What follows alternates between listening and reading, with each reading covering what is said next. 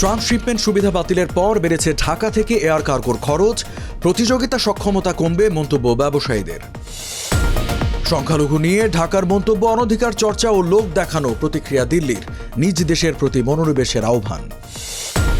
রাজধানী সহ বিভিন্ন স্থানে পলিটেকনিক শিক্ষার্থীদের কাফন মিছিল, দাবি আদায়ে আন্দোলন চালিয়ে যাওয়ার ঘোষণা।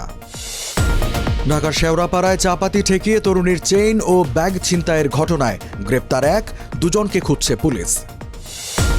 এবং ইসরায়েলের যুদ্ধবিরতি প্রস্তাব প্রত্যাখ্যান হামাসের, রাজনৈতিক এজেন্ডা পূরণে সচেষ্ট তেল আবিব উল্লেখ করে বিবৃতি। আমন্ত্রণ টিভিএস নিউজ অব দ্য ডেতে, সাথে আছে আমি রঞ্জু ইফতেখার। এতক্ষণ দেখছিলেন সংবাদ শিরোনাম, এবারে জানাবো বিস্তারিত।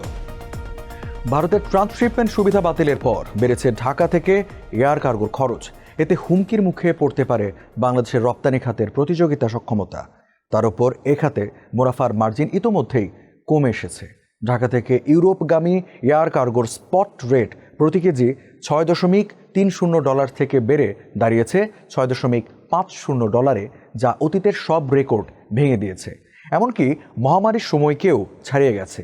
যুক্তরাষ্ট্রে পণ্য পাঠাতে এখন কেজি প্রতি $7.50 থেকে $8 গুনতে হচ্ছে, যেখানে 2024 সালের আগস্টে এই রেট ছিল $6.91। অন্যদিকে কলকাতা থেকে কেজিতে এই খরচ মাত্র $4 এবং মালদ্বীপ থেকে $3.50। রপ্তানিকারকদের এখন বাড়তি চার্জও গুনতে হচ্ছে।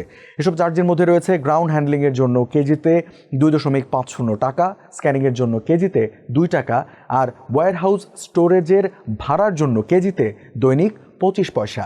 টিএডি গ্রুপের ব্যবস্থাপনা পরিচালক আশিকুর রহমান তুহিন বলেন, এতে ব্যবসা পরিচালনার খরচ বেড়ে যাবে, লিড টাইম বাড়বে এবং আমাদের প্রতিযোগিতা সক্ষমতা কমে আসবে। ভারতের মুর্শিদাবাদে ওয়াকফ আইনের অধ্যাদেশ ঘিরে সহিংসতার ঘটনায় বাংলাদেশের মন্তব্যের প্রতিক্রিয়া জানিয়েছে দিল্লি। ঢাকার মন্তব্যকে অনধিকার চর্চা এবং লোক দেখানো উল্লেখ করে দিল্লি তার প্রতিবেশীকে নিজ দেশের সংখ্যালঘুদের অধিকার রক্ষায় গুরুত্ব দেওয়ার আহ্বান জানিয়েছে। ভারতের সংখ্যালঘু মুসলমানদের রক্ষায় কেন্দ্র এবং পশ্চিমবঙ্গকে সব ধরনের পদক্ষেপ নেওয়ার আহ্বান জানান বাংলাদেশের প্রেস সচিব শফিকুল আলম। 17 এপ্রিল তার এই আহ্বানের 24 ঘন্টা না পেরুতেই প্রতিক্রিয়া জানালো ভারতের পররাষ্ট্র মন্ত্রণালয়ের মুখপাত্র রণধীর জাসওয়াল বলেন, বাংলাদেশের সংখ্যালঘুদের উপর নিপীড়ন নিয়ে দিল্লির যে উদ্বেগ, তার সমান্তরালে একটি অসত্য এবং সাজানো পদক্ষেপ ঢাকার মন্তব্য। এ অবস্থায় বাংলাদেশকে নিজ দেশে সংখ্যালঘুদের অধিকার রক্ষায় মনোযোগ দেওয়ার আহ্বান জানানো হচ্ছে। ওয়াকফ আইন ঘিরে সহিংসতায় মুর্শিদাবাদে 3 জন নিহত হয়েছেন। এছাড়া বিভিন্ন জায়গায় বোমাবাজি, বাড়িঘর, দোকানপাটে হামলা, ভাঙচুর ও লুটপাটের অভিযোগ পাওয়া গেছে। আগুন দেওয়া হয়েছে যানবাহনে। কাফনের কাপড় পরে 6 দফা দাবিতে ঢাকাসহ দেশের বিভিন্ন স্থানে বিক্ষোভ মিছিল করেছে পলিটেকনিক ইনস্টিটিউটের শিক্ষার্থীরা। 18 এপ্রিল জুমার নামাজের পর রাজধানীর তেজগাঁওয়ে ঢাকা পলিটেকনিক ইনস্টিটিউট জামে মসজিদ থেকে শুরু হয় তাদের মিছিল। এতে তেজগাঁও এলাকাসহ আশেপাশের সড়কে যান চলাচল বিঘ্ন ঘটে। এ সময় মিছিলে অংশ নেওয়া শিক্ষার্থীরা এক হও, পলিটেকনিক এক হও, মামা থেকে মাস্টার, মামা বাড়ির আবদার, ষড়যন্ত্রের কালো হাত ভেঙে দাও, গুড়িয়ে দাও, কুমিল্লায় হামলা কেন, প্রশাসন জবাব দাও সহ বিভিন্ন স্লোগান দেয়। আন্দোলনকারীদের দাবির মধ্যে রয়েছে 2021 সালের বিতর্কিত ক্রাফট ইনস্ট্রাক্টর নিয়োগ বাতিল এবং ওই পদে জুনিয়র ইনস্ট্রাক্টর হিসেবে 30% কোটা প্রথা বাতিল। এর আগে 16 এপ্রিল শিক্ষার্থীরা সারা দেশে সড়ক ও রেলপথ অবরোধ করে, যার ফলে সাধারণ যাত্রীরা চরম ভোগান্তিতে পড়েন। ওই দিনই আন্দোলনের মুখে ঢাকা পলিটেকনিক ইনস্টিটিউটের অধ্যক্ষ মোহাম্মদ মুস্তাফিজুর রহমান খানকে পদ থেকে সরিয়ে তাকে কারিগরি শিক্ষা অধিদপ্তরে সংযুক্ত করা হয়। ঢাকার পশ্চিম শেওড়াপাড়ায় ইস্ট ওয়েস্ট স্কুলের পাশের গলিতে চাপাতি ঠেকিয়ে ছিনতাইয়ের ঘটনায় শাকিল নামে এক যুবককে গ্রেপ্তার করেছে পুলিশ। 18 এপ্রিল ভোররাতে গাজীপুর সদর উপজেলার পুবাইল এলাকায় অভিযান চালিয়ে তাকে গ্রেপ্তার করা হয়। পুলিশ বলছে, শাকিলের দেওয়া তথ্যের ভিত্তিতে ছিনতাইয়ে ব্যবহৃত চাপাতিটি ঢাকার তার মণিপুরের বাসা থেকে উদ্ধার করা হয়েছে। ছিনতাই করা 2,500 টাকাও পাওয়া গেছে। তার মোটরসাইকেলটিও পুবাইল এলাকা থেকে উদ্ধার করা হয়েছে।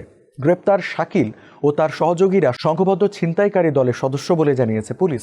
তারা মিরপুর এলাকায় মোটরসাইকেলে করে এসে চাপাতি ঠেকিয়ে নগদ টাকা ছিনতাই ও মারামারি করতেন। 17 এপ্রিল ভোররাতে চাপাতি ঠেকিয়ে এক তরুণীর কাছ থেকে রূপার চেইন ও ভ্যানিটি ব্যাগ ছিনিয়ে নেয় ছিনতাইকারীরা। এই ঘটনার ভিডিও সামাজিক যোগাযোগ মাধ্যমে ছড়িয়ে পড়েছে। ফিলিস্তিনের স্বাধীনতাকামী সংগঠন হামাস আনুষ্ঠানিকভাবে প্রত্যাখ্যান করেছে ইসরায়েলের সর্বশেষ যুদ্ধবিরতির প্রস্তাব।